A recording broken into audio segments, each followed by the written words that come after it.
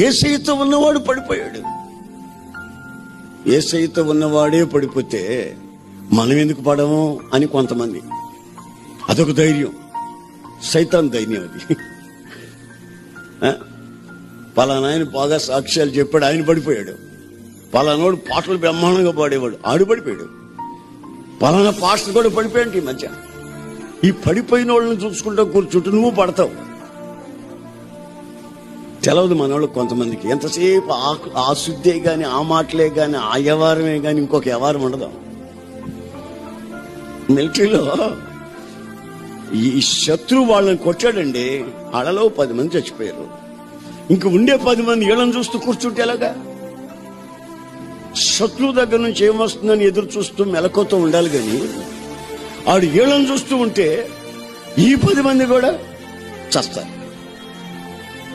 అందుకని ఈ పడిపోయే వాళ్ళని గురించి ఊరికే మాట్లాడుకునే దానికంటే కూడా మనం ఎందుకు పడిపోతున్నామో అనే సంగతిని కొంచెం ఆలోచిస్తే మనకి ఇంకా పునాది లేదు.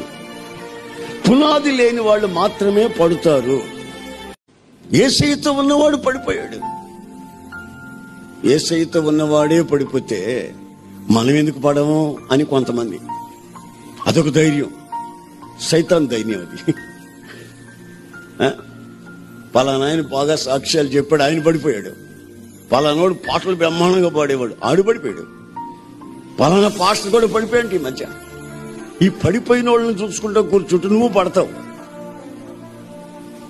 తెలవదు మనోళ్ళు కొంతమందికి. ఎంతసేపు ఆ శుద్ధే గాని, ఆ మాటలే గాని, ఆ వ్యవహారమే గాని, ఇంకొక వ్యవహారం ఉండదు.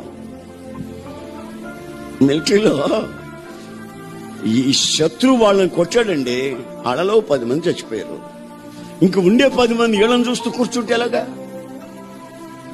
శత్రువు దగ్గర నుంచి ఏమొస్తుందని ఎదురు చూస్తూ మెలకువతో ఉండాలి. కానీ ఆడు వీళ్ళని చూస్తూ ఉంటే ఈ 10 మంది కూడా చస్తారు. అందుకని ఈ పడిపోయే వాళ్ళని గురించి ఊరికే మాట్లాడుకునే దానికంటే కూడా మనం ఎందుకు పడిపోతున్నామో అనే సంగతిని కొంచెం ఆలోచిస్తే మనకి ఇంకా పునాది లేదు.